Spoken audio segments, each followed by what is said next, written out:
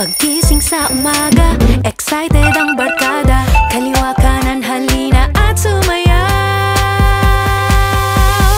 Lux na lux, I'm feeling this summer.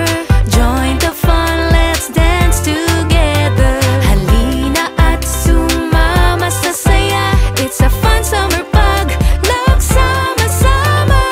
Lux na lux, I'm feeling this summer.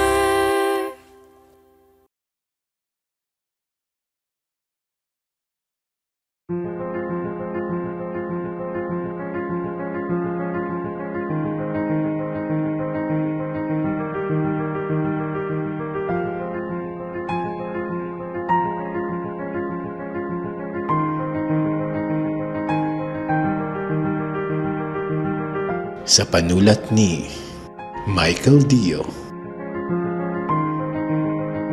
sa direksyon ni Kyle Paderes de Leon.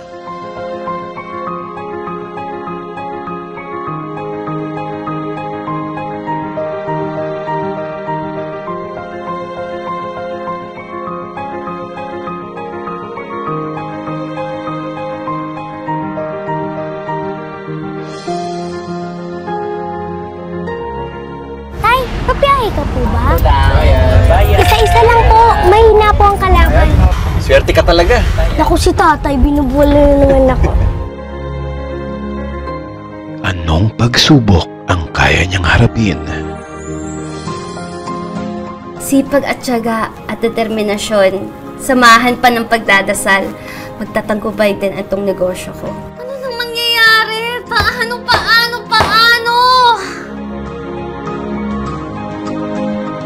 Para sa pamilya. Hindi ko na alam ang gagawin. Ipit na tayo. Huwag ka mawala ng pag-asa. Mapaparaan na natin to.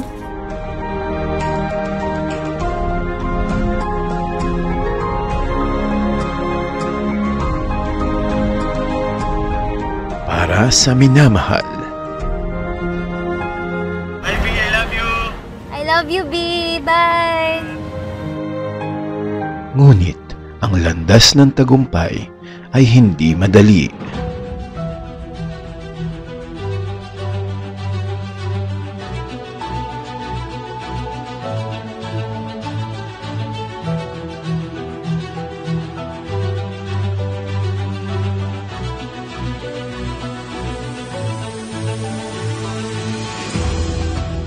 Ikaw, saang landas ka dadalhin ng iyong bawat hakbang?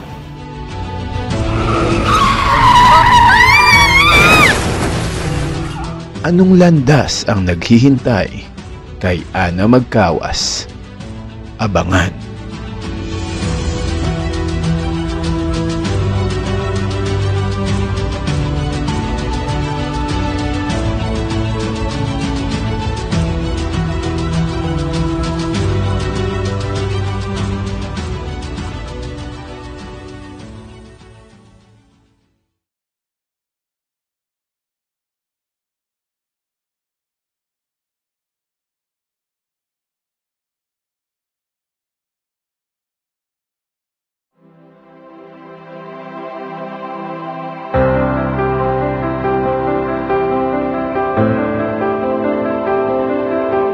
Anong landas ang iyong gustong tahakin?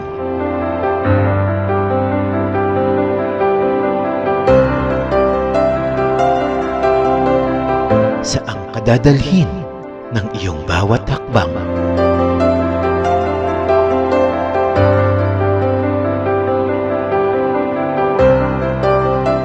Anong direksyon ng pagsubok ang kaya mong harapin?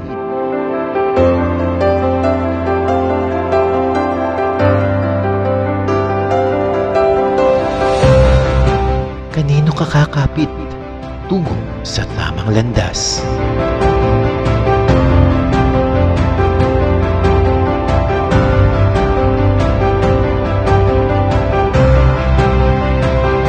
Mga tanong na isa lang ang kasagutan, ang iyong sarili.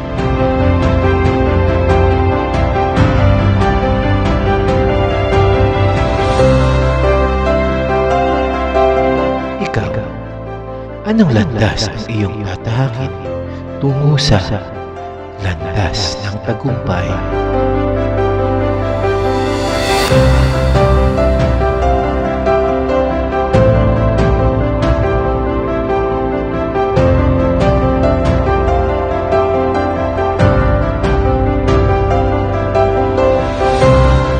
Welcome to Lux Lenten Special 2025, Landas ng Tagumpay, The Ana Maggawa Story.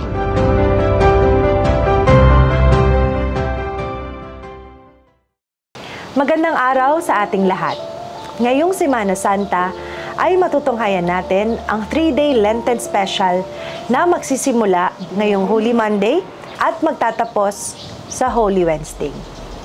Sabay-sabay po nating tunghayan ang kauna-unahang Lux Lenten Special, Tampok ang Buhay ng Inyong Lingkod. Ang landas ng ating pangarap ay puno ng pagmamahal at pagtutulungan. Nais nating magtagumpay hindi lang para sa sarili, kundi para sa taong nagsisilbing inspirasyon sa ating buhay.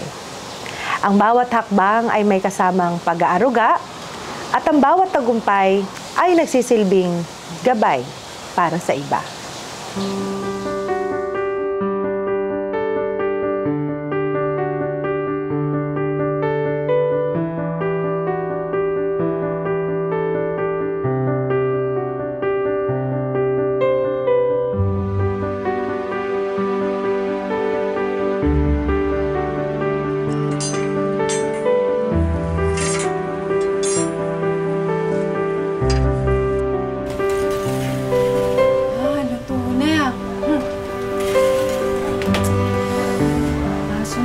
Si AA.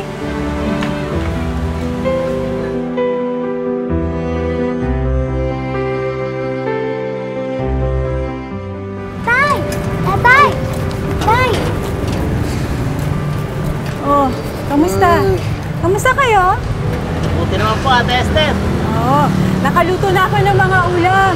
Punta na lang kayo sa karinderya para makapananghalian. Sa luto ni Aling Esther, sigurado, mapapag-extra rice naman tayo. Mauna muna kami ni AA kasi dadaan pa kami ng simbahan. Tay, alis na po kami ni Inay. Magdadasal ko po na sana magawa na po ang jeep at taxi. Kaya, Sige, mauna na kami.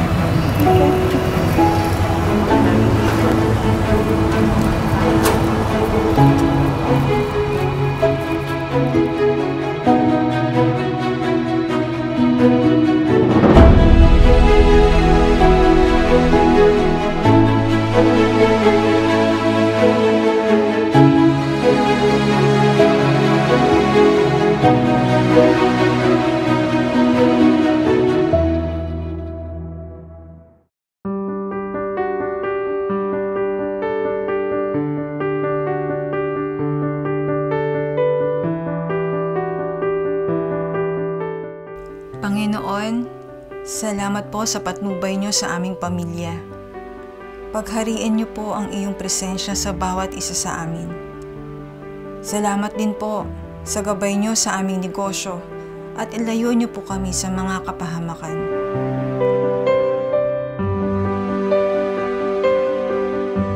Papa Jesus, salamat po sa lahat ng blessings niyo.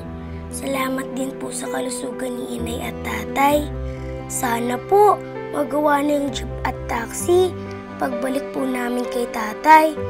At ilayo niyo po kami magkakapatid sa mga karamdaman. Thank you po.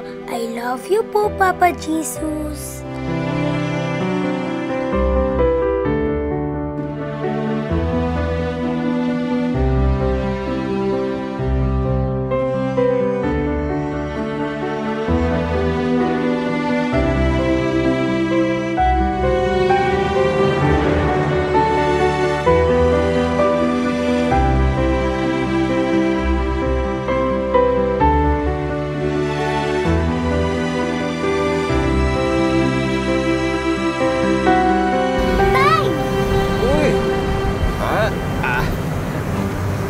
Papiyahe ka po ba?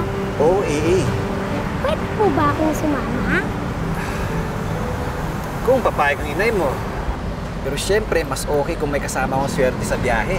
At para mas malaki ang boundary na may bibigay ko sa inay mo mamaya. Oh, sige na nga! Ito talaga si AA. Gustong-gustong sumama sa tatay niya ating babiyahe. Pero dapat, bago magkapunan, nasa bahay na kayo ha. Pagluluto kayo ng masarap na hapunan. Opo, inay. Halika na, para makarami. Sige. Ako muna.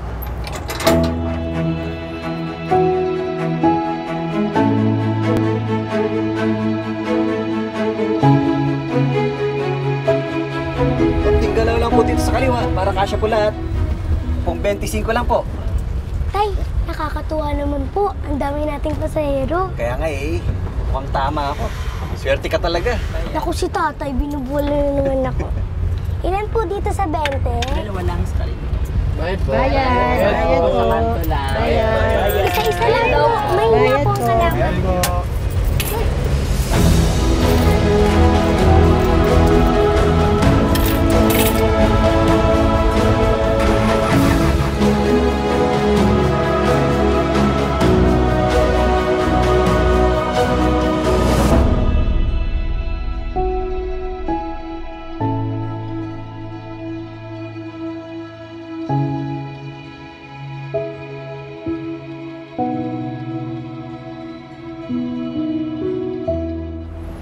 Maganda talaga biyahe natin kanina, AA. Sabi ko na ikaw talaga ang swerte ko. Si tatay talaga, binubulo na naman ako. Ay tatay, alam mo na ba? Ano yun, anak? Nakapagpuno na ang salop, kailangan ng kalusin. Teka lang. Linya yan ng idol ko si FPJ sa pelikulang Kapag Puno na ang Salop. Ay tatay, may bagong pelikula sa FPJ. Ang walang matigas sa tinapay sa mainit na kape. Naku, panoorin natin yan sa Sabado. Kasama ang inay at ang mga kapatid mo. Talaga po, tay? Yay!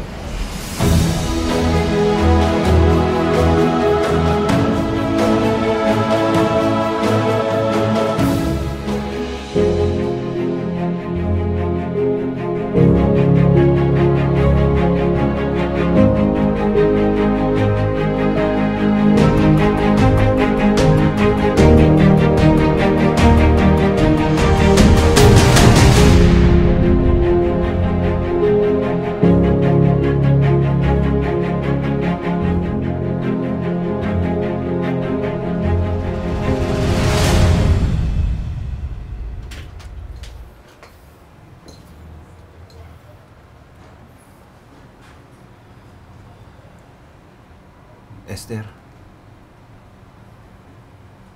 dumaan na naman si Paring Bohet. Huling palugit ng dala. Hindi tayo makakabayad. Hilahin na nila ang mga taxi at jeep natin.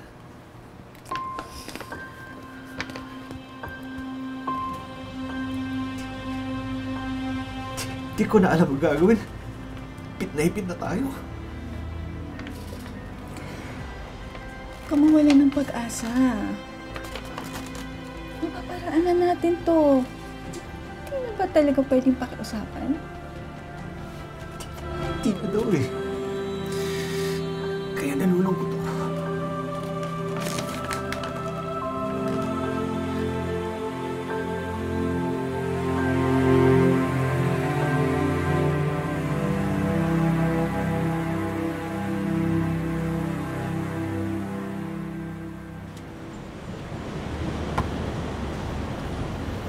Pasensya na, pre.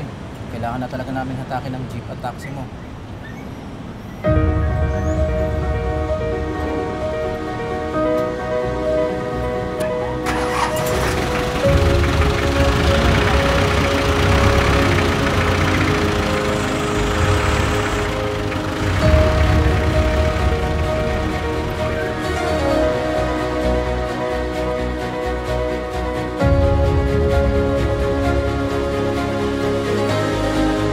Sa totoo lang, gulong-gulo din ako noon.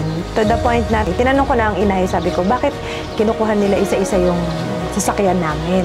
Lalo na yung jeep, kasi di ba sa mga jeep, usually may pangalan yan doon sa pinakataas, no? Nakalagay doon kasi pangalan ko, Ana Andrea.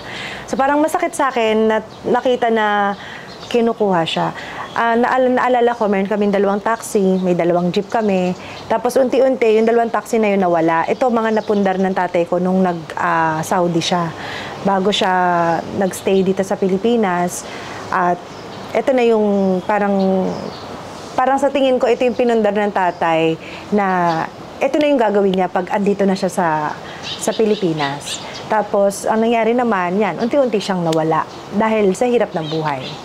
Nakita ko na malungkot talaga siya, na parang hindi niya rin gusto yung nangyari. From nung time na yun kasi parang gabi-gabi ko na rin nakitang laging nag-iinom, laging lasing, hindi na nawala. Tuwing gabi talaga palagi siyang may beer na pampatulog. Parang nung time na yun, siguro yung nasa isip ko lang is pagbutihin ko yung pag-aaral ko para dumating yung time na maiahon ko yung pamilya namin sa ganong sitwasyon.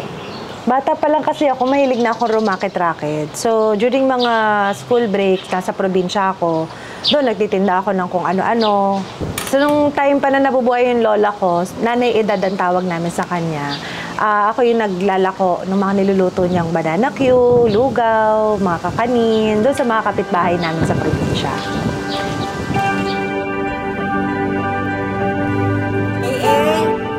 Madali na maluto itong ating lugaw. Nakahanda na ba dyan ang ating lalagyan na plastic? Opo, Nay. Naka-ready na po. Sige.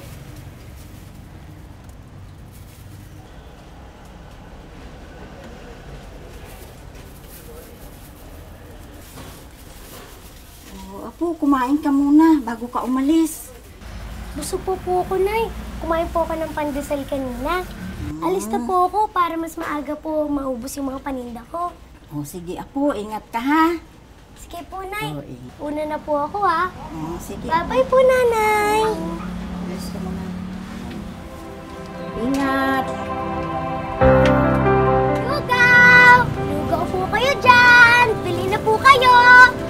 Lugaw! Pabili po. Isa nga pong lugaw.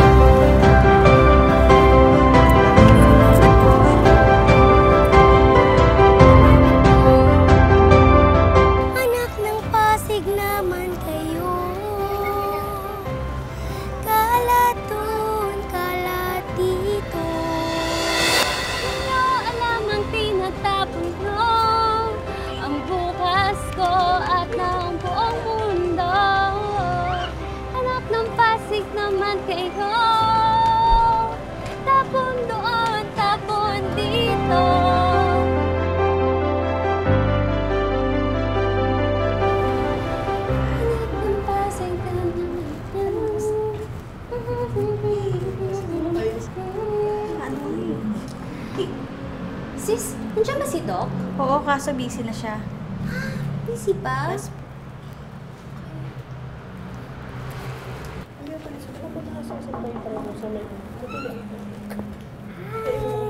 Yes po. Good morning po. Good morning. Yes. Nandiyan po ba si Doc? Oo eh. Kaso busy pa si Doc. Mamaya niya pa kayo makakausap. Ay, ganon. O sige, balik na lang po ako mamaya. Sige, thank you! Thank you!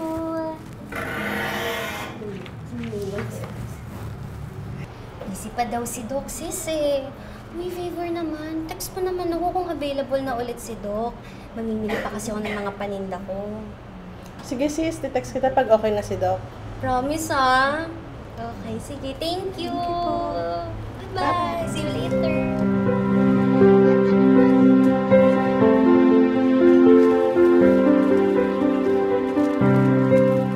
Uy, Suki! Nandyan ka na pala. O, ito na yung mga advance order mong school supplies, ha? Ay, Suki! Iba ka talaga! Ay, Suki! Mukhang magaganda tong mga laruan. Patagtag naman ito, Suki. Ikaw pa ba? Sige, akin na para may dagdag ko na sa total. Uy, alam mo ha, tatawad pa ako niyan, Suki. Kaya ibigay mo na sa akin ang pinakamurang presyo niyan. Ikaw talaga, Ana. Okay na, matik na yun. Sige, thank you, Suki ha. I-total mo na lahat yan. Thank you, Suki. Bye, Suki. Sa susunod ulit. Oo, next time.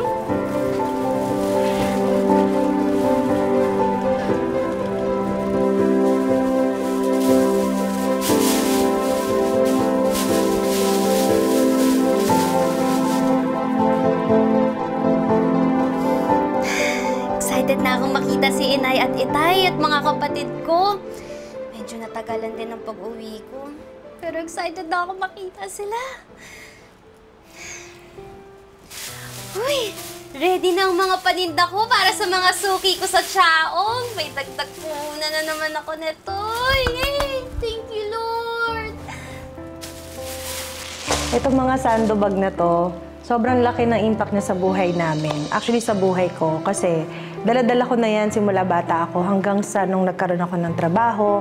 Yan pa rin yung bit ko actually, sa totoo lang. Kasi kahit saan ako magpunta, andun yung nasa isip ko na may racket or meron akong gustong ibenta. Laman nito yung mga paninda ko galing Divisoria, galing sa mga iba't ibang mga tindahan na pagkatapos kong mag-cover ng doktor, ng medrep ako. Ito yung plastic kasi na ginagamit, di ba? Usually kalimitan kapag mga ganong mga paninda. And then, kahit sa palengke, kasi nga meron ako dati na maliit na pwesto sa palengke. So, ganito, dito rin nakalagay sa mga sandobag na to yung mga paninda ko na tinitinda ko dun sa palengke. Laman nito yung mga bagay na nakatulong para matustusan yung mga kulang. Yung kulang sa gastos, sa pag-aaral ko, sa amin sa pamilya. Parang nasa dugo na. Parang andun na siya. Kasi bata pa lang ako, ayun na, nagbebenta na ako, di ba? Sa mga pinsan ko, kahit 50 centavo lang yung tubo, okay lang sa akin. Masayang-masaya na ako noon. Hanggang sa nung nag-elementary ako, nung nag-high school ako. I remember nung high school ako, meron kaming maliit na parang sari-sari store sa school. And ako yung presidente nung time na yon, nung pagmamanage nung tindahan na yon. And isa rin yun na parang nag-hone sa akin para mapatibay yung parang pagiging utak negosyante. Hanggang sa nung nag-college ako, andyan din syempre dahil nga working student ako, hindi sapat yung baon and kailangan nating tustusan yung mga extra na pag may project sa school. So andun na, nagbebenta pa rin ako kung ano-ano mga direct selling, networking, pinasok ko yan. Kapag weekends, nag-check ako ng mga papers ng estudyante. So madami akong mga pinasok na racket talaga nung time na yon. Actually, sa mga hindi po nakakaalam, si B, yung asawa ko ngayon, ay classmate ko nung high school. And then naging kami nung college. And very supportive siya kasi nung time na ang dami-dami kong racket, kasama ko siya. Nung nasa networking ako, nakaipon ako ng pambili ng motor para magamit ko doon nga sa pagbebenta-benta ko. So kasama ko siya. Siya yung nagda-drive, tapos punta kami kung saan-saang sulok ng mga barabarangay para mag-talk, para magbenta ng kape na binibenta ko that time, tsaka ng mga mushroom na capsule. So very supportive until na nag-graduate na kami. Siya naman nakahanap ng trabaho sa Qatar, tapos ako medrep ako. So nag-ipon muna din talaga kami bago kami magpakasal.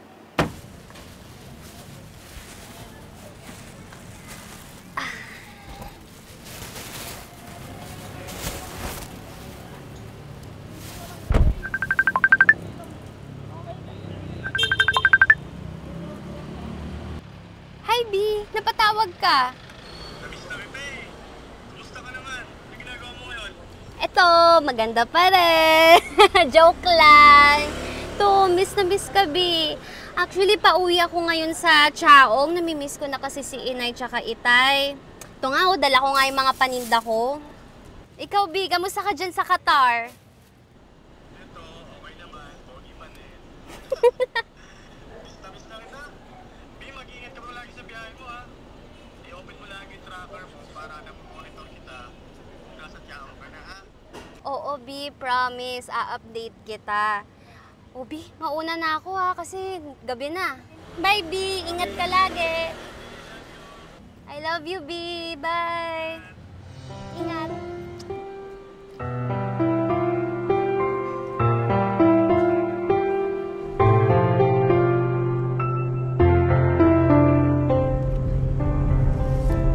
Excited na ako umuwi.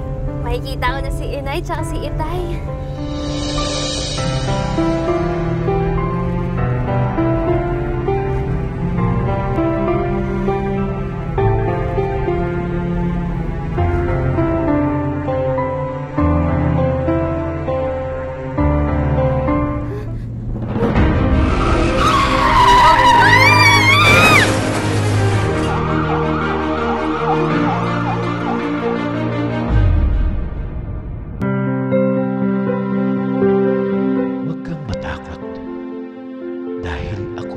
Sa iyo, huwag kang mangamba, dahil ako'y iyong Diyos.